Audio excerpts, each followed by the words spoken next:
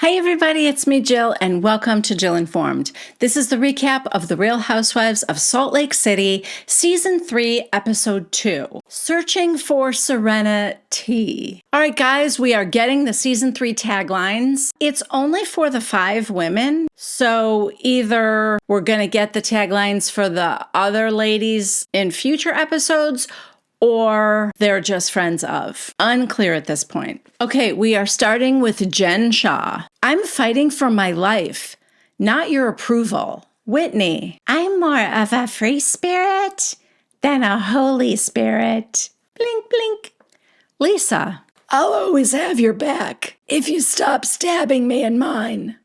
Meredith. When I take a shot, I always hit my mark. Heather. I may be a bad Mormon, but I'll always be a good time. Hey, those are not bad, actually. I usually hate the taglines.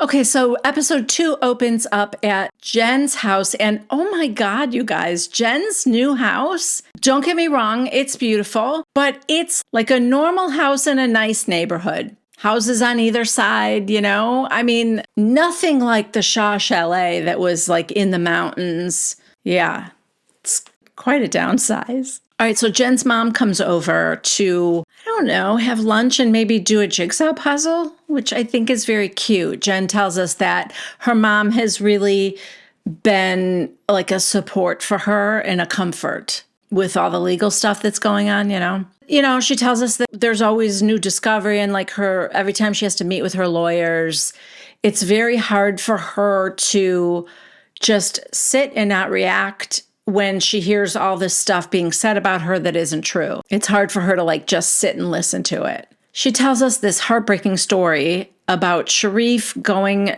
past Omar's bedroom and he was in there crying. Sharif asks him what's wrong and he said he's worried that he's going to lose his mom. Oh, it kills me. I'm sad for her mom too. It's hard knowing that she took a plea deal. Yes, it's a heartbreaking that her family is so sad. And I'm sorry that she's getting all these horrible comments on social media. It's all bad, but did you really take advantage of the elderly? Because I'm struggling with feeling compassion for you right now. Okay, the next scene is at Whitney's house and Meredith comes over. It's awkward. Whitney tells us that Meredith has never shown any interest in her before. But now that Lisa's not in Meredith's life, she has time for Whitney. Side note, this new confessional look of Whitney's, it's so different. Like her hair color and the hair length, but like the color and I don't know, the color of her makeup. She looks like a whole different person in this. Anyway, Meredith is saying that Lisa is very hypocritical. She's talked bad about every single one of us. Then Bravo gives us a flashback. I don't want to lose our liquor license over somebody's wedding in their basement with a stripper pole. I used to hear stories. I think she was like the one that was like, honor code what? She was meeting up with somebody other than her family. That piece of shit, garbage whore. I hate her. She's a whore. She's Meredith. Why put every one of us down when there are rumors about you out there? Whitney. Like, what have you heard? Again. This whole season is going to be Meredith saying, I'm not spreading any rumors, but everyone I tell asks me what the rumors are. So yeah. So anyway, she's like, you know, not much, just that she's performed sexual favors so that people will choose her Vita tequila. Well, guess what? Whitney has heard the same rumors. Whitney actually gets more specific though. She says, I have a mutual friend of Lisa's, and he's very wealthy and well known in Utah. I heard that Lisa slept with him to sway him into investing in her businesses. Well, neither of the ladies like talking behind Lisa's back. And Whitney says that her healer helped her see Lisa not as a monster, but as a scared little girl. Like Lisa's inner child came to Whitney during one of Whitney's sessions with her healer. So now she thinks that it means that there's something there worth fighting for. Meredith is like, Then Whitney tells her about the girls' trip to Scottsdale. Next, we are at Lisa's house. She is out back shooting baskets with her son Jack, and they're talking about college. What are you going to do about college? Have you taken your SATs? I guess he's just done pretty average with the SATs, and he's not sure. And she's like, well, do you not want to go to college?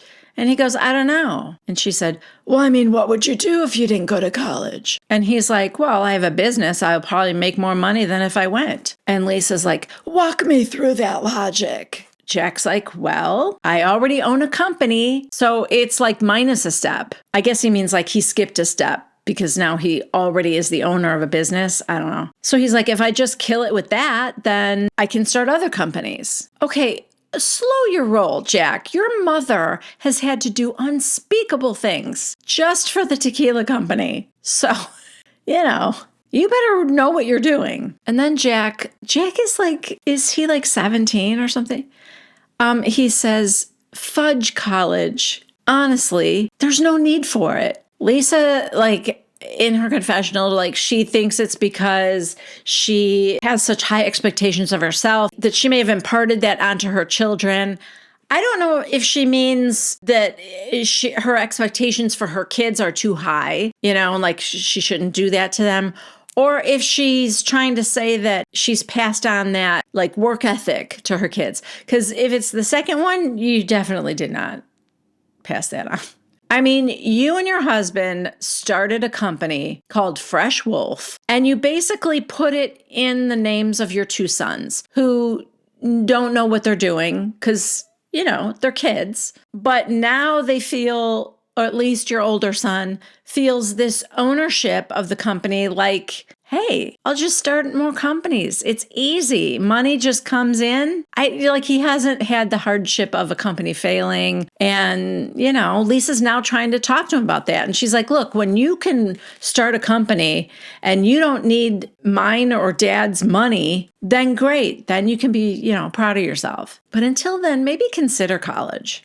Okay, back at Whitney's, she just gets off the phone with her brother and she's very visibly upset. And she calls Justin and she's like, here, I'm going to give you the rest of this wine right now. And she looks like she's about to cry and Justin's kind of getting scared. He's like, are you okay? What is it? What happened? She's having a hard time talking. And I'm at home feeling like tense, like just say it. What is it? So I can only imagine how Justin's feeling. So what she says is that her brother is also on his own healing journey. And he's been doing that EDMR therapy. I think that's what Dorit was doing after the break-in and she met with that therapist. I might have that wrong, but I think it's something similar. And anyway, he told Whitney that he remembered something about their childhood. Now, Whitney doesn't remember a lot about her childhood. She says there's a big block that she has just blocked out a huge chunk of her childhood. She's sobbing now. And honestly, this scene is very painful. And, it's controversial because there's a lot of controversy around therapists who are bringing up these like memories from someone's past. And maybe some less reputable therapists are taking advantage of vulnerable people and, guiding them toward thinking that they had a memory that wasn't true, particularly around abuse. And so, I'm listening to this story and I'm cautious about it. And I'm not blaming her brother, but I'm saying if this is like a false memory for him, and now he's telling his little sister, here's what happened to you when you were a kid, like, that could be very damaging, of course. As damaging as it is being true, you have to be careful is what I'm saying. Like people have to be careful to trust that it's true. It's a true memory, I guess is what I'm saying. All right. Anyway, Whitney's healer, when she was like saging the house and going all through the house, every time she would go in a bathroom, she's like, what is going on with these bathrooms? There's all this dark energy and stuff. And that coupled with what her brother Will told her, Whitney is remembering that she was abused in a bathroom. So, yeah, it's a lot. I just feel very bad for her. Okay, so the next scene is the ladies are all packing for Arizona. Jen is hosting a garbage trash whore lingerie party for the girls' trip. So she's like holding up this little lingerie, and Coach is like, what are you packing that for? And she tells him, oh, it's for the garbage trash whore lingerie party. And Coach goes, that's the theme? Jen, yes. Poor Coach. Coach is like, please don't. And Jen goes, well, I'll just say GTW. Coach is just beside himself. I mean, you know your wife is crazy, right? Whitney is packing and Justin's like, are you sure you should still go? And she said, yes. She apparently has a brother who lives in Arizona, and she talked to him. She called him and she told him about it. And he's like, definitely still come and see us. And we're there for you. We support you. So she's going to go. Okay, the next scene, it is 6 a.m. It's still dark out, and we are seeing Whitney and Lisa at the airport. I guess the two of them are flying there ahead of the others. Whitney just said that she just didn't want any fighting on the plane and stuff and thought it would be better this way. I don't know. Apparently, no one is really super psyched about going to Scottsdale. Heather's like, it's just another Utah, but warm. And more white people, if that's even possible. So the house they're staying at looks very nice. It looks big. It's got a pool in the yard. And oh my gosh, what time of year is it? There's a pilgrim that's like greeting them at the door with drinks in her hand. Lisa goes, oh, this house looks like Barbie Dream House, circa 1984. It is massively outdated, is what I'm saying. It's a good party house, though. Whitney says that walking into this house reminds me of Mary Cosby's grand foyer.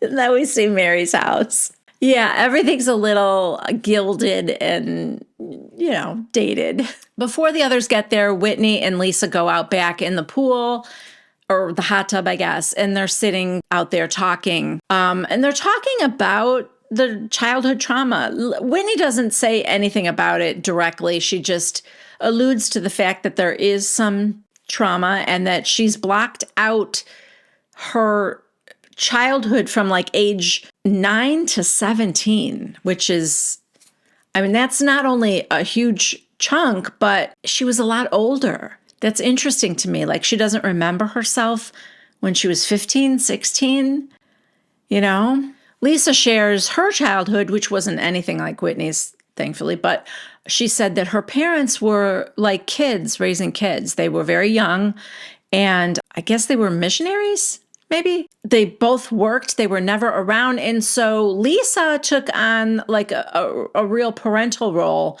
with her sisters. She said she can remember fixing her little sister's hair before school every day, getting them to school, and she just took on a lot of this parenting stuff. She's very close to her sisters today. And she said that, when I say that you're like a sister to me, that really means a lot to me. And so I guess she feels like it just wasn't reciprocated with Meredith. And she's just kind of realizing that now. She doesn't think that one mistake should erase 10 years of a friendship. So now the other three arrive and, no pilgrim at the door. I don't know why. It looks like there might have been drinks made in the house. But yeah, they just kind of let themselves in. They're looking around the house a little bit. Outside by the pool, Lisa is saying, I've forgiven myself. So and if there's any path to reconciliation, I will be on it with her. But she has to want it. So the others find them outside, and then they all go inside to have a drink together. And Whitney makes a sweet toast saying that, she wants it to be like a healing trip, and that they all came together to show support for Jen, who really needs them right now. Jen tears up, and everyone's like, yeah, of course, we're here for you. It is really sweet, except she took a plea deal. Old people fed to the wolves, so to speak. I'm struggling, guys. The ladies get their room assignments, which is, I guess the rooms are all pretty much the same, except they did give Jen the master, and then Jen makes some, I don't know. I think, slightly inappropriate joke about how, well, if there is one silver lining to this whole thing, it's that I keep getting the big room on these trips. But the others are all pretty similar. It's just that Whitney wanted Meredith and Lisa's rooms to be like far away from each other. You know, I guess people are going to the rooms to freshen up, and Whitney and Heather are sitting on her bed, and they have a little chat about how awkward it was between Lisa and Meredith. Like, Meredith didn't even acknowledge Lisa. They both talk about how Meredith is sharing these rumors about Lisa, and they laugh at the idea. Well, Heather laughs at the idea of Lisa performing sexual favors for the advancement of Vita Tequila. She's like, oh my God, what is she doing? The bartenders? The store owners? The shop? Like, what? Like, it's absurd. But hey, when you're competing with Kathy Hilton and Kendall Jenner, girls got to do what a girl's got to do. Well, Whitney is actually feeling bad right now because, you know, she's had some time to talk to Lisa alone. And, you know, because Lisa visited her as a scared child, she's like, should I give Lisa a heads up? Should I ask her about it? I don't really know what I should do. In Heather's confessional, she's like, need I remind you that this is a healing trip for Jen? Lisa doesn't need a heads up about a horrible rumor right now. Okay, we're back, and it is still day one in Scottsdale. And we are out in the yard, and there are like yoga mats set up, and the shaman is there. Oh, did I forget to say that Whitney has arranged for a shaman to come? Anyway, shaman's there. The ladies are all outside talking to her, except for Meredith. She's inside with her glam team, and she's FaceTiming her husband, Seth. She says, I'm not sure if shaman is right for me. She tells us that she's been to a shaman before, and just brings up a lot of emotions, and she's just not sure she's ready for that. So outside, Whitney's like, we're waiting for one more, but let's just get started. Yeah, Whitney decides that this is the last time she's going to wait for Meredith, who is always late whenever Whitney has scheduled some healing. So they get started without her. They're each sitting on their yoga mats and drinking some sort of ayahuasca, I don't know, some sort of a tea that may or may not be mind-altering. I don't know. It doesn't taste good, that I do know. Heather's was like, oh, I wasn't expecting that. So now they are going one by one and saying what they're going to let go of and what they want to bring into their life. We've been through this a million times with the Housewives. I feel like I've done it because I've been through this so many times with the Housewives. I feel like I know exactly how this is supposed to go. What are your intentions? What are you going to release from your life? And what will you call in? So Whitney goes first, and she is releasing past trauma. And what she is calling into her life is oneness. I'm not sure what she means by that, but we've already moved on to Heather. Heather is releasing shame, and she is bringing in love and understanding. Jen is releasing her fear about going to trial, and she is calling in her innocence. Her innocence and her love for her family. She wants to show them that she loves them. Lisa is releasing hurt and sadness, and she's calling in love and support. Oh, and here comes Meredith. Yeah, so Meredith, she starts crying, but she just says that she's not ready to share. Now the ladies are lying down on their mats with a pillow under their head and blankets covering them all up to the neck. And it's dark out. So, like, how did that happen? Did they fall asleep? Is this like just, are they all tripping and it's not really nighttime? I don't know, but suddenly they're laying out there under blankets and it's dark. Lisa has found herself thinking about abandonment. When that's over, they sit up and they're talking about, like, what they experienced. Yeah, that must have been, like, Was that like mushroom tea? There must have been something in there, man. That's what I'm thinking. Anyway, she was surprised that abandonment came to her, but she kept remembering this time when she was a little girl, about 5 years old, and she was with her family someplace. I don't think it was just a park, but I don't know. There was a slide there anyway, and she wanted to keep going down it, and her dad said one more time, and she went down one more time. And then she turned around. She said she can remember letting her family like get so far ahead of her. And then she ran back to the slide. And she's like, I did it maybe 20 more times. And then she like went up to the counter in the building or whatever.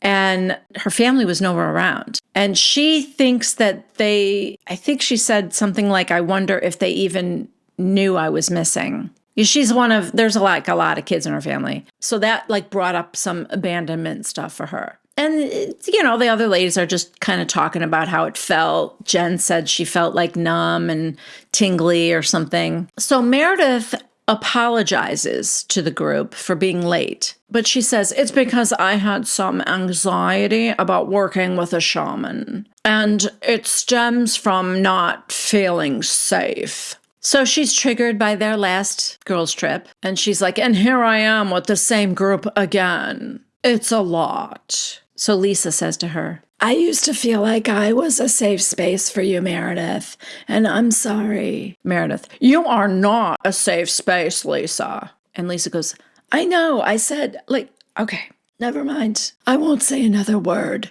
So now she gets up and she goes into the house. Meredith just says to the others, I'm not going to lie. And Heather goes, I'm just going to run in and see if I can get her to come back out. So Heather does go find her, and Lisa actually thanks her for coming to get her. And she said, it's fine. I learned how to walk away. So that's all she was doing. She just was upset in the moment, walked away, but she's coming back. And now they find the other ladies who are over at the table now, and they're about to have dinner. So Meredith asks everyone what they had set as their thing to release. And Jen goes first, and she tells her, well, it was the fear of going to trial. And she tells everyone it's been so hard. Every time new discovery comes in and she has to meet with her attorneys, it's like something else that upsets her. And that like one night she even went to her father's grave at like 3 a.m. And Sharif texted her like, where are you? And she blocked him.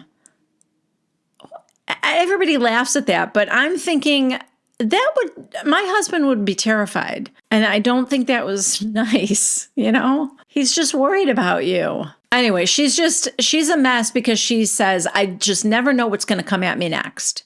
Now the camera pans over to Whitney, who has started to cry. Lisa, who's sitting across from her, says, Whitney, are you okay? And she said, I've been on this healing journey for like almost a year now. My childhood is blocked from age 9 to 17. And stuff is coming up and it's really hard. She tells everybody that she was in an abusive situation and that she stuffed it so deep that she has blocked all memory of it. So then somebody said physically abusive, and she nodded. And Heather said, to you? And Whitney nods her head and says, yeah.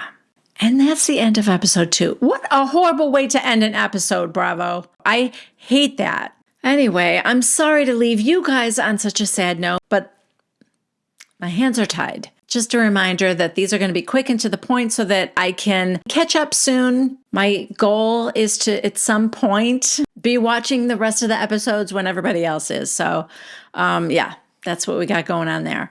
All right, thank you so much for being here. I really appreciate it. If you liked this recap, please give it a thumbs up. If you have not yet subscribed to my channel, please consider doing so. And if you would like to be notified every time I have a new video come out, please click on the bell icon below. And I will see you next time with the recap of The Real Housewives of Salt Lake City.